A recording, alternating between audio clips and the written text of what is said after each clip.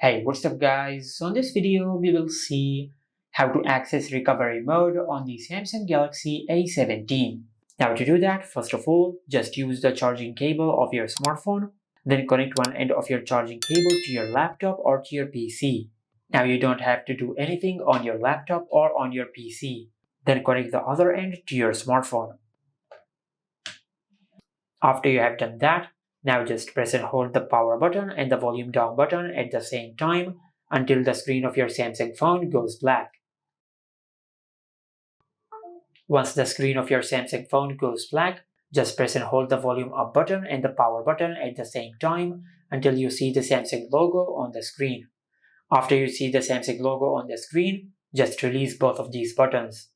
Now as you can see, we have successfully entered into recovery mode.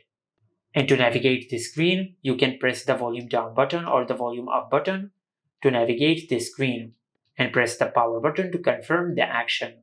And to exit recovery mode, just select Reboot System Now and press the power button to confirm. And this is how you can access recovery mode on the Samsung Galaxy A17. Make sure to like, comment, and subscribe. Thank you for watching.